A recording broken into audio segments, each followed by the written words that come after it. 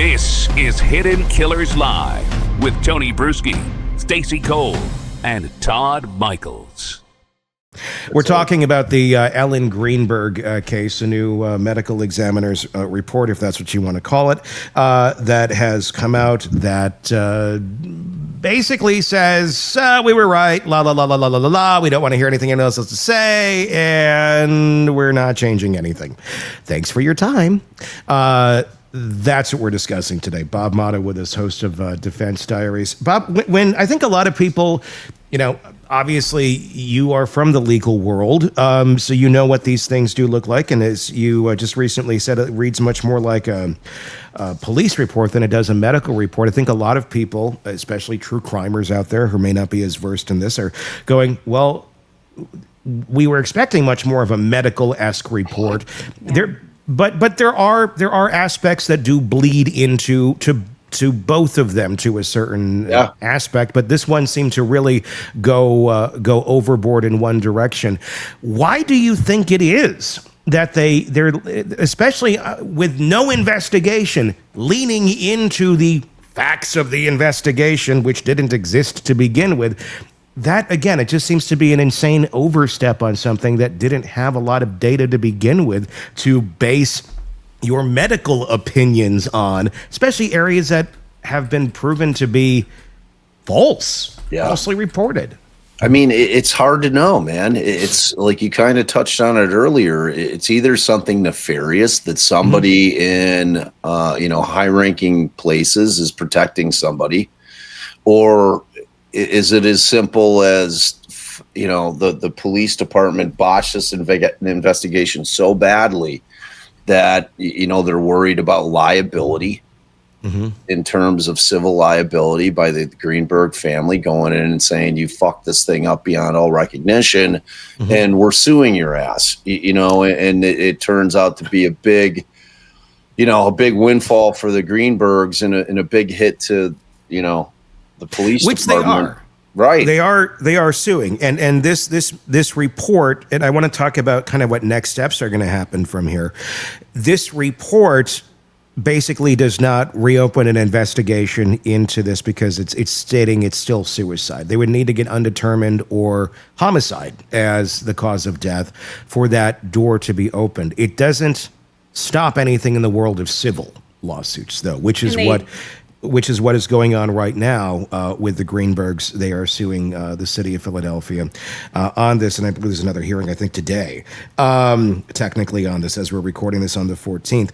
The fact that the report has come out and has said, we're right, you're wrong, how is that, if at all, is that going to affect the civil case going forward, or any other litigation in terms of that's not criminally related? Well, I would have to think that the civil suit is going to incorporate these shenanigans, at least in the eyes of the plaintiff, that have been going on with these medical examiners.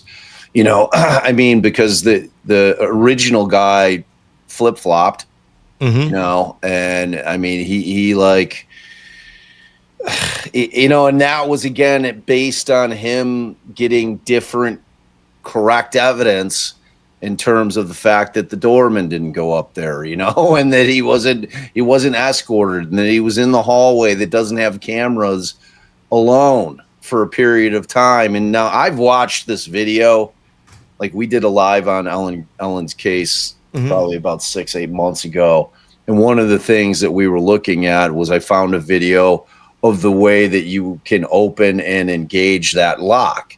And if you guys don't know what kind of lock, think of a hotel room. When you go to the hotel room, it's the lock that guy right there, and it's certainly not impossible, but like, it would be really nice to know, like, you're not going to know how to do it probably without Googling it, which then again leads us back to Sam's devices, like if you find Sam looking up how to engage this type of lock, from outside the door, you've got a smoking gun piece of evidence wherein you're going to trial on that thing, because there's no other reason other than him saying, oh, I'm going to, I was just trying to get into the apartment because she wasn't answering and I didn't want to kick the door down. You know what I mean? Like that would be the only plausible explanation that he could The give. timing would be important on that. Where Yes. did he look it up while he couldn't get in? Then you got a reason. It's like, Yeah. okay, well, Right. maybe. But if he's looking it up like 2 before days he goes to the beforehand. gym or something, Right. like then that's a little weird. But again, that did not happen as far as we know. There's Right. no evidence to that. But we will never know because those devices are all long gone. So when it comes down to this, I mean, do you think there is, if they were to truly dig into this with what they have left, with what exists of any evidence, which is, I don't know what exists, is there enough to try and go after anyone? And I'm not saying Sam. I mean anybody in general. Or is it just so botched and that the pieces of this puzzle that you would need to complete it, you can't go buy another puzzle and fill in those pieces. They're just, it's gone. It's out of stock. It's destroyed. They're never making it again. And you're never going to find the answers to those questions without just complete guesswork. I mean, if you are, well, let me ask this question. Have they, like, I know they've filed suit in order to get the, another autopsy and to have the thing redone. And I know that they won on that. That was part of the settlement. Right. That was part of the settlement. So in terms of, they haven't filed civil suit yet, have they? Well, it was settled. The civil suits were settled. That was a different thing. That wasn't the, like, so if you're trying to bring a wrongful death suit, which I don't think the wrongful death suit would have to be against Sam's family. Which has not happened. Yes. Which has not happened. But the thing about a civil suit is it's a much lower burden. It's preponderance of the evidence as opposed to beyond a reasonable doubt. So the way that they might win that. They might. I mean, it's like probably the prime example of that is OJ, right? So OJ was acquitted in the criminal courts, and then the Goldbergs and Nicole's family sued him civilly, and they won that civil lawsuit, and it was for wrongful death. So the wrongful death lawsuit found him to be liable, and they got a huge monetary award in that. And, I don't know that he ever paid out. I think I watched something recently and the Goldberg family was like, nah, he never paid shit, but like for them, it was a win because they wanted OJ to be walking around with that cloud of guilt over him. So, I mean, if I'm the Greenbergs, I'm like, okay, well, you're suing Sam's family, and this is all theoretical. Like, this is not happening. Right, this is not happening. So, and I'm suing the police department. I'm suing the medical examiner's department. And I'm going after the city. So, but you have problems with that. I mean, it's tough. It's tough to sue the government. It just is. And without kind of smoking gun evidence in terms of why or who is kind of guiding this ship from up on high to have it land the way it's landing, it's hard, man. Because it's like incompetent police work is tough to win on because it's just it happens all the time, and ultimately, I mean, I think that they're going to feel like it's worth taking the shot. Do you think that they have talked to somebody about doing this and maybe were told, don't do it, don't pursue this? Yeah, I'm sure that there's been plenty of lawyers that they've spoken with.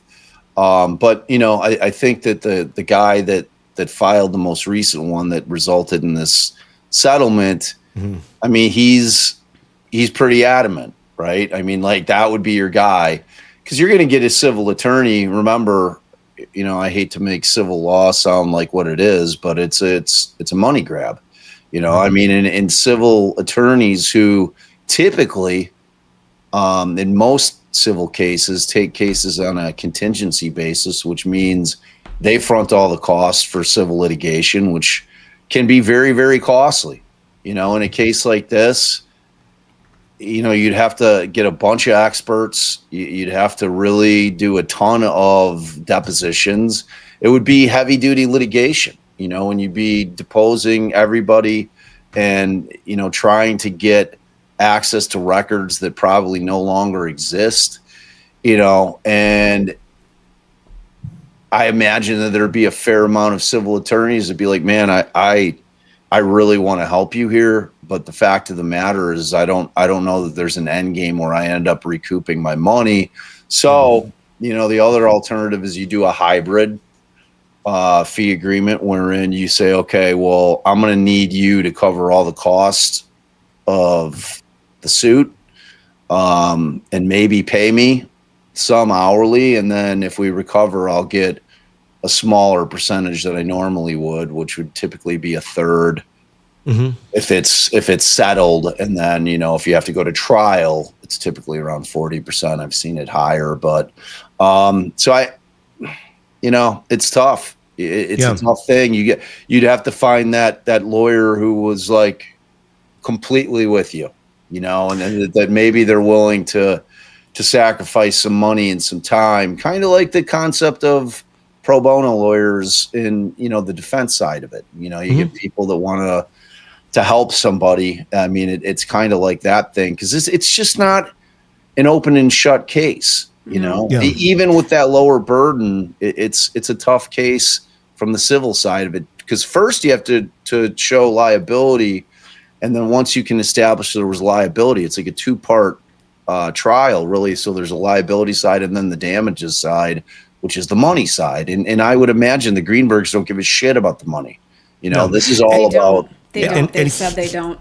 Here's where it's sitting right now, to clarify, because this is, we've been following this thing, for a very long time, and it's still confusing to us because there's so many moving parts in this. The wrongful death case filed by Ellen Greenberg's parents, it remains open in part, but it has been severely limited by procedural rulings, the statute of limitation concerns, and the city's legal defenses. In 2019, the Greenberg family filed a civil lawsuit in Philadelphia Common Pleas Court against the Philadelphia Medical Examiner's office, Dr. Marlon Osborne, the original pathologist, and other city officials. That's the lawsuit that challenged the 2011 reclassification of Ellen's manner of death from homicide to suicide. Right. They allege gross negligence and a failure to properly investigate. In 2021, the Greenbergs expanded their efforts by seeking declaratory and injunctive relief, essentially asking the court to force the city to change Ellen's death certificate back to undetermined or homicide. That claim was rejected on the grounds that courts cannot override a medical examiner's professional opinion, even if the family disagrees with it. In 2023, the Commonwealth Court of Pennsylvania upheld that position on appeal, ruling that the family lacks standing to compel a change in the death certificate, and that doing so would violate separation of powers principles. The court also noted that Pennsylvania's statute of limitations for wrongful death claims is 2 years. And because Ellen died in 2011, a traditional wrongful death claim against third parties may now be time barred unless newly discovered evidence creates an exception, which hasn't been formally accepted as of now. Then in February 25, the Greenberg family reached that partial settlement with the city of Philadelphia, and that agreement included what we just saw. The financial settlement, we don't know the number on that. It's been reports of around $650,000, but we don't know. The city's promise, and this is it, the city's promise to conduct a new independent review of Ellen's death. That's what we're talking about. That's the review that we just went through. However, the family has since filed a motion to enforce that settlement, claiming that the city has failed to involve them or their experts, and that the review process lacked transparency. A judge ordered the city to complete the re-examination by today, literally the 14th as of us are recording this, and then just yesterday, we saw the report come out. So as of now, the underlying civil case is not fully dismissed, but certain claims, especially those tied to the death certificate, changes and specific officials have been thrown out or narrowed. The family's path forward is going to depend on how the courts rule on their motion to enforce the settlement and whether they can legally challenge the findings of the Simon review in light of the agreement. No individuals obviously have been charged or publicly named as a suspect in Ellen Greenberg's death. So that's where That's where procedurally it lays. So, I mean, I think that this thing was the result of the settlement, right? So, because they slow played this thing and they were getting pissed off. They're like, why hasn't this been turned over? We're expecting this, and the court agreed with them, said, get it done. Like, that's it. Like, this is some bullshit. And so they got it done. So, and I saw, and I don't know if it's Gene or Jeannie Bloom had asked, statute of limitations that shouldn't be if it was possibly a murder. So Jeannie or Gene, I'm sorry if I'm butchering your name, but here's what you have to remember.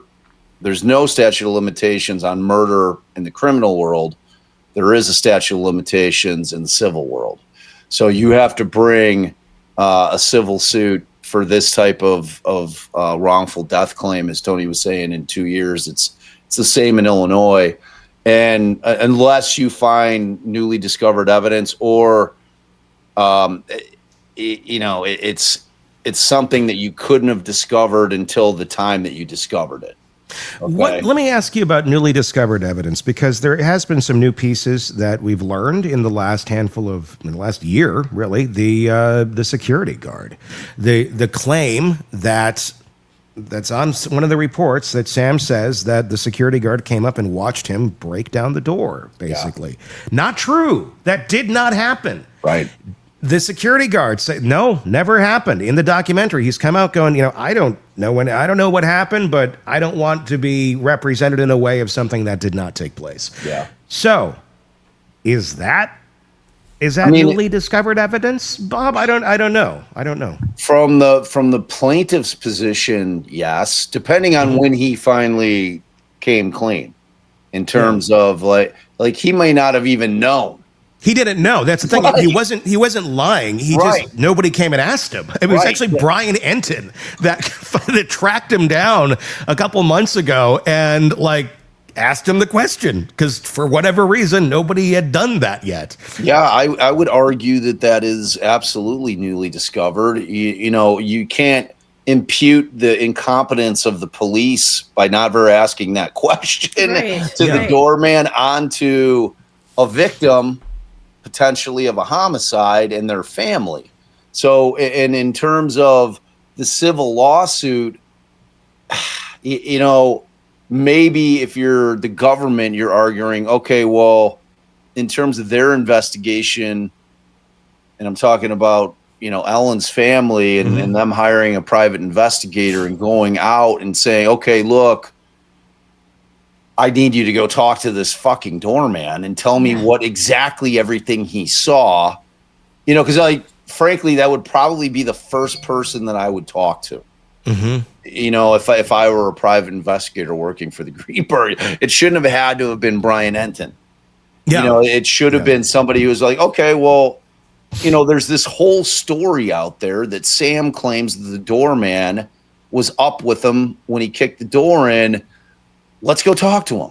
You know what I mean? So and again, Tony and I during this episode have just been devil's advocating. I think both of us are, I'm pretty convinced that this was a homicide, that's where I lay on it. But I certainly, if my feet are put to the fire, I can argue on the other side of it, because I think that there's enough there. So, but in terms of that not taking place, that might be a winning argument for the government in terms of that being considered newly discovered evidence, because everybody knew that guy existed.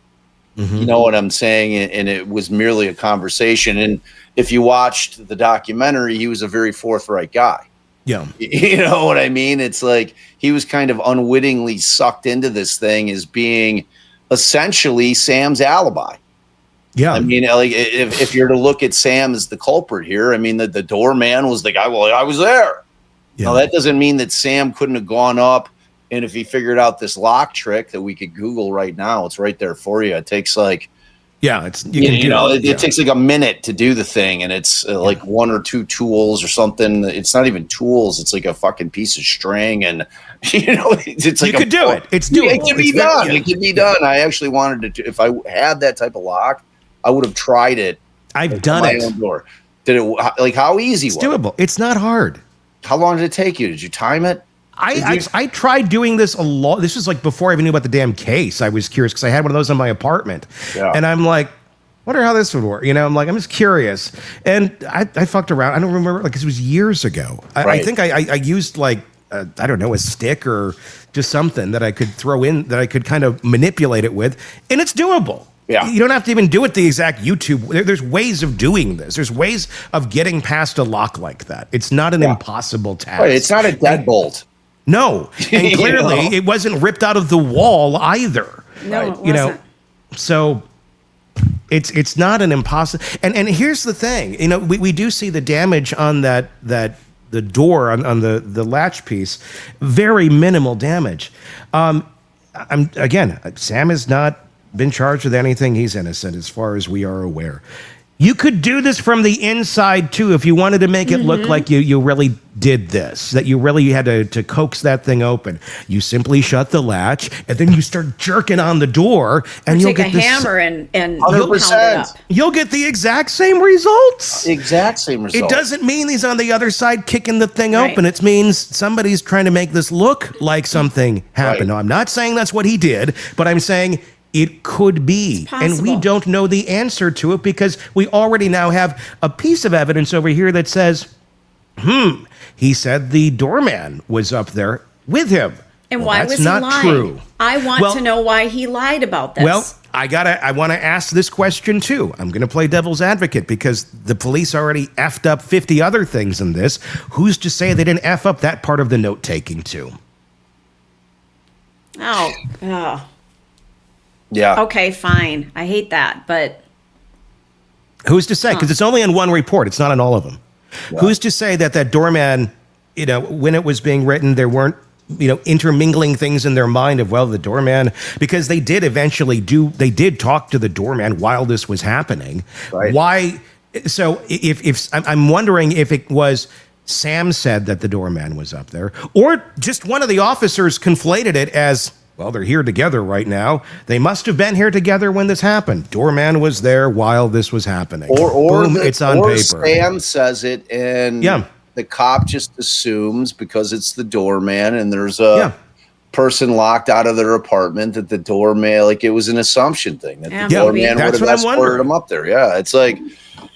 Yeah. And then it looks, again, that's another piece of evidence that looks like absolute shit on the cops because it's just incompetence running wild. And it's a mistake, yes, but it's also a very key mistake in a very important life or death investigation of someone as to what happened to them. And you wouldn't want that exposure now, would you? No, not at all. And, I think from the perspective of the concept that maybe Sam did this, and just understand, like Tony and I and Stacy aren't trying to get sued here. So when we speak carefully about this out there, don't glean anything from it. No, we're not saying he did this by any means. This is conjecture of the conversation. Right, exactly. So I want to always say that it's kind of like a disclaimer, right?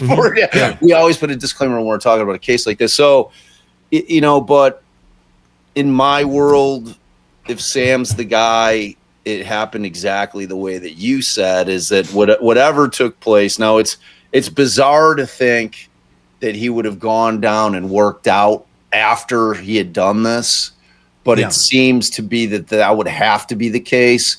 But in my world, there is no opening that lock from the outside. He went back into the apartment, he engaged the lock, and he did exactly what he said. Just pulled it really hard, to get it to make it look like he had to get into the apartment by kicking the thing in. So, because that's the easiest way to do that, right? Where you give it this, this look that, oh yeah, I had to kick the door in because that's. I mean, who's going to say that you're wrong? Because if I'm stuck out in the hallway for an hour and my wife is in there, and I know that they're not married at that point yet, but like, I'm screaming at her. I'm like, what the fuck, Allison?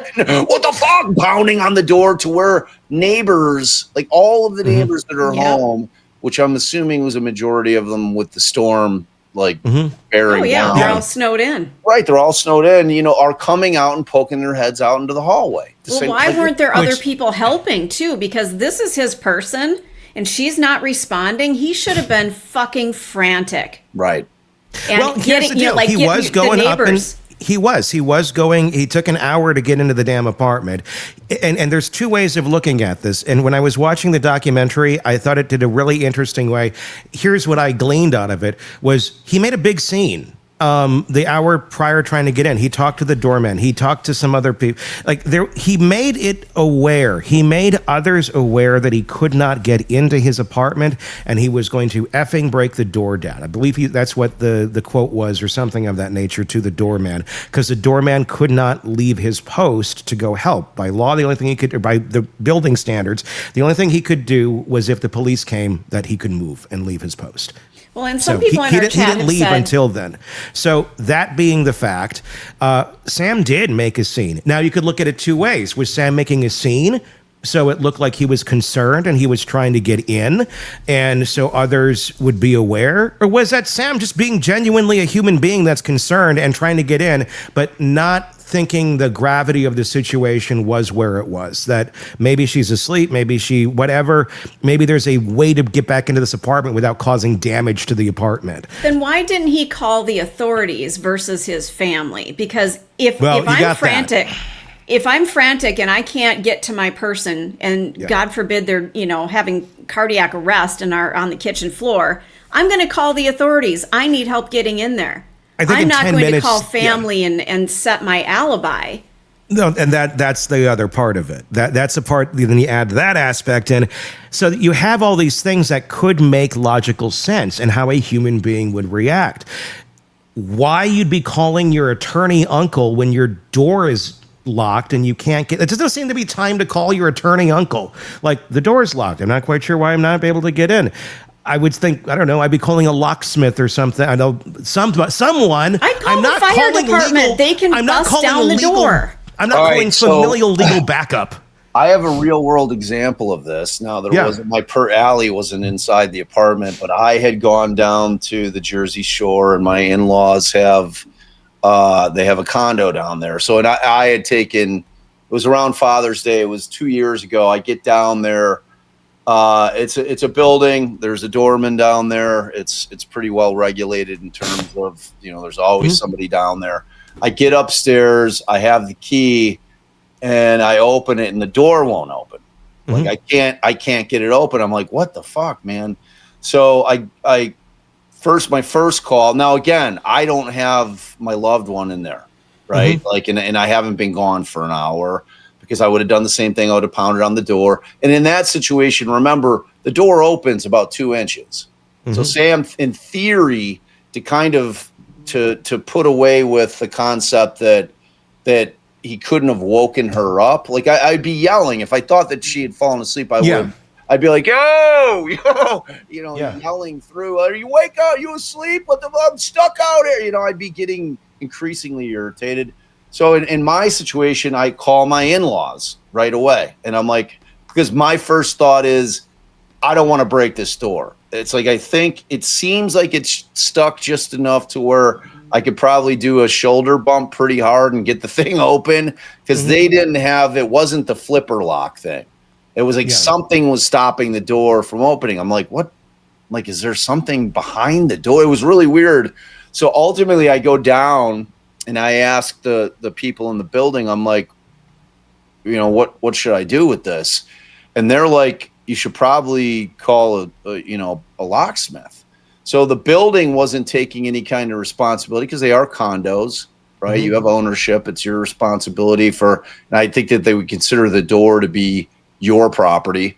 Okay. And so ultimately I call my in-laws back. I'm like, they're saying you got to call like a locksmith, man. So I wait. The locksmith comes. He can't get it open.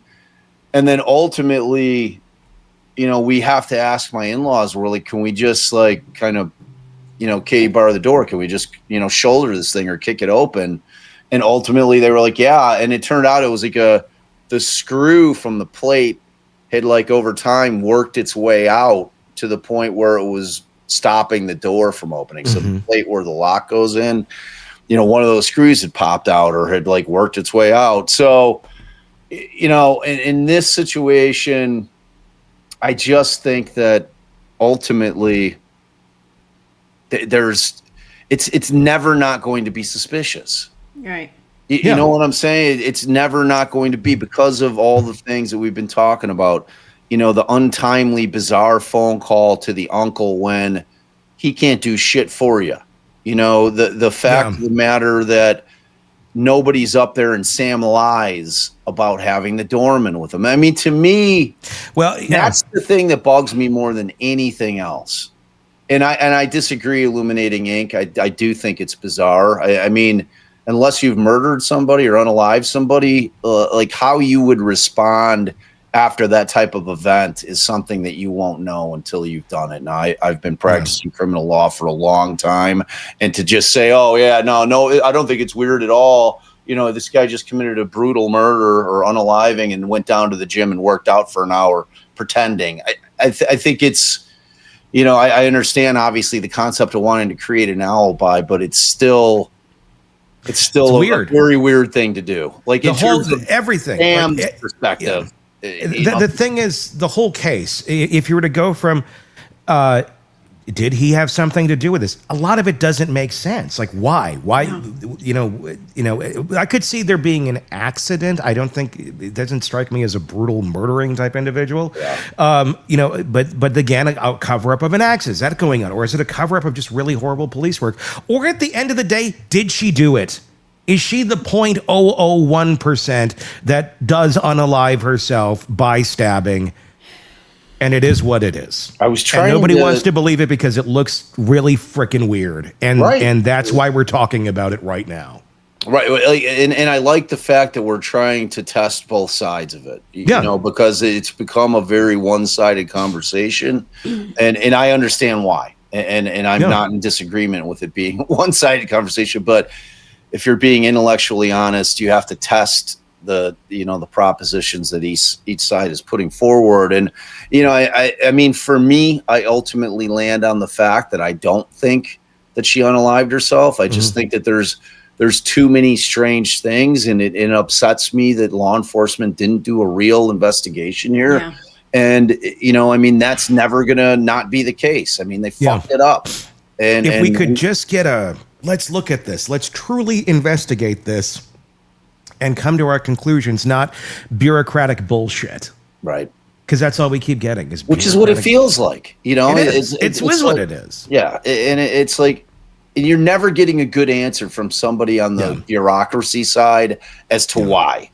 Yeah. You know, it's like you've got state's attorneys or district attorneys. I forget what they call them out in Philly, but you've got them just not giving sufficient answers as to what, like they're just leaning on the determination by the medical examiner. They're not, you know what I mean? They're not giving a full explanation.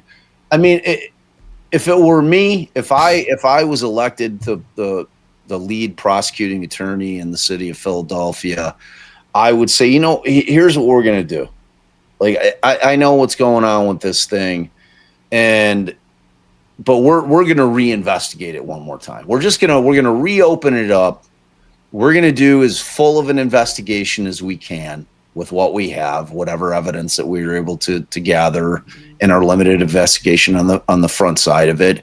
And we're going to dig in deep, and we're going to, so that way, at least I can come up with, even if it's a mea culpa, wherein I'm saying, you know what, sadly, mistakes were made on the front end in terms of the initial investigation, in terms of preservation of the crime scene. We fucked it up. You know, we fucked it up, and at least own it. Because that way it creates at least something in the minds of the Greenbergs that, like, okay, somebody at least tried to fucking do something. You know, instead of just sitting here and passing the buck, one person after another, you know, hot potatoing this thing all over the place, and no one wants to step up. Yeah, they're waiting them out. They're waiting the Greenbergs out to die. It's the way it seems, dude. It really does. I mean, and at the end of the day, I mean, yes, would it bring some closure for that family? Would it be the right thing to do? Sure, but the right thing is also going to cost them a lot of money. if they were to come out and say, we really fucked this up. Because I don't think there's necessarily a world that exists where it's like, we really fucked this up, and now we're not going to be remotely liable for anything we screwed up here. Yeah. So it's there's always going to be that way. Not right. How thick are the walls in this place? Is anybody ever? No, I mean, seriously, we're talking about like this is we've all, if you've seen the documentary, you've seen it's a hallway that's much like a hotel hallway, so you're going to be sharing. I would have to think that if Sam had done this, that Ellen would have been screaming at some point. You'd think. With like this many knife injuries and knife wounds. I would think if she's doing it herself, she'd be screaming at some point. Yeah. Maybe not. I don't know. Like I don't know about that. Bob, I burned myself on the oven last night. But that's not intentional. You know what I mean? Like if you've decided to do something and you're adamant about doing it, I don't know. Like I honestly, I'm not going to die on the hill. I get what you're saying. Sure. I mean, when you injure yourself, like out of the blue, your initial instinct is like, I mean, you're going to do that. If you're of the mindset, like, are women, like if somebody's slitting their wrists, are they screaming? I don't think so. I don't know. I don't know. But to me, it just seems with that amount of violence that there would have been some kind of ruckus, that somebody would have, somebody would have heard something in that apartment. And I don't know if that was ever investigated. I don't know if anybody ever went and talked to all the neighbors at length. I'm sure somebody did. They had to have. Did they? I don't know. It took, because it literally took how many years to get the doorman to say, I wasn't there. Right. I mean, it's fucking insane. I don't know. There's so many questions on this. I mean, it's insane. So there we go. Another brick wall for the Greenbergs and anybody interested in justice. I think we all kind of knew it was going to end here, though.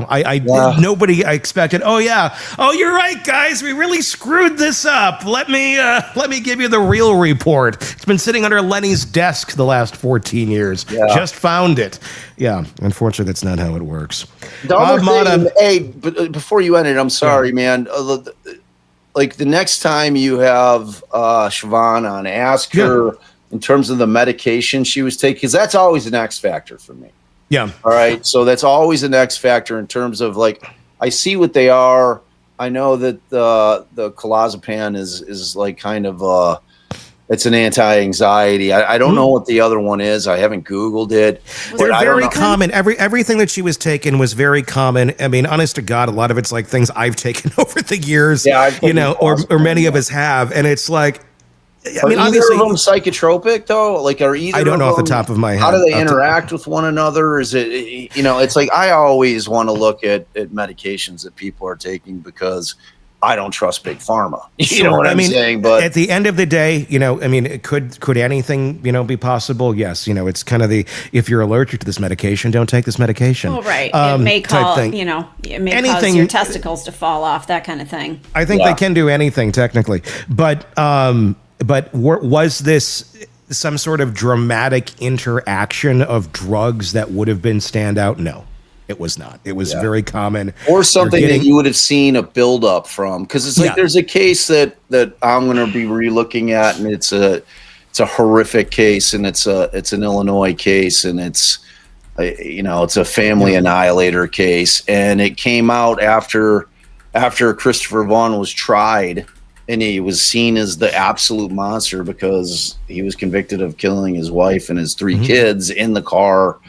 And it came out that she was taking this Topamax, which came out a little bit. I've taken that for migraines. Yeah, and it came out after the trial just how differently the wife was acting leading up to the day that they were taking this drive to this water park, and and that was one of those cases where Chris, had been to a strip club and had spent money there, and so they had him pegged as this, this scumbag who had done this, when the reality in that case very well could have been, because it's like there was no black box warning on that FDA warning at the time she was taking it, that it does it does give people suicidal ideation, which is hand in hand with homicidal ideation. Yeah. So, I mean, it's just like, I always kind of look at the scripts that people are taking, because it's an important element of any investigation, I would think. But it's a sad case, man. It really is. It's just all around. And I know, like, and I want to finish on this. I know we've gone long, but like the concept of, it's frustrating for people because Sam's never come out and said shit other than, make this kind of bold proclamation about mental illness and mental health and how important it is. So it makes it seem like he's just leaned onto that thing and has never really had a full discussion. But if you were Sam and you had nothing to do with it, would you say anything? I don't know. It depends. It depends. Are my kids because he's married with kids now? Are my kids walking around in fucking school after the Hulu thing dropped? Like, oh yeah, your dad's a fucking killer. I know. I mean, at the end of the day, is there? I guess that's my. I'll ask this last question. At the end of the day, is there any positive? Let's assume, as things are standing right now, that Sam had nothing to do with this. But there's obviously this scuttlebutt now, even more with the Hulu thing going on, about what if? Yeah. Does it benefit him in any way, shape, or form to say jack shit about this, other than mental health awareness is important and crises can happen, like he has said in the past a few times? Does it benefit him to say anything about anything whatsoever in this, or does that all just 1,000% open him up to legal liability? Or number two, just more people going down the rabbit hole and speculating that he had something to do with it? I don't know that he can say anything that benefits him, other than just like let it flow, let it the dust settle. You saying shit just flings it back up. Right. I mean, I think you're right, because ultimately he's not going to have answers for some of the questions. And if first question I'm answering, like, why did you lie about the doorman coming up with you? Is the first thing I'm asking him. Yeah. And the answer may be, I didn't. They misconstrued it. Right. Which would have to be his answer. Right. Yeah. Which, based on all the other screw ups, seems like a fairly plausible explanation, honestly. Yeah. Yeah.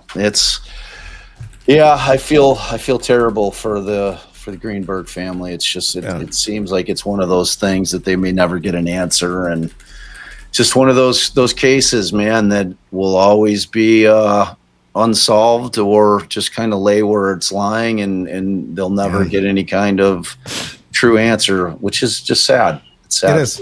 It is. Bob Motta, host of the podcast Defense Diaries. Get it wherever you get podcasts, and check out his YouTube channel. Be sure to do that. For Stacy, for Todd, I'm Tony Brueski. Be sure to let us know your thoughts in the comments section, and be sure to press subscribe wherever you're downloading podcasts. Until next time, I'm Tony Brueski. We'll talk again real soon. Want more on this case and others? Then press subscribe now and don't miss a moment of true crime coverage from Tony Brueski and the Hidden Killers podcast.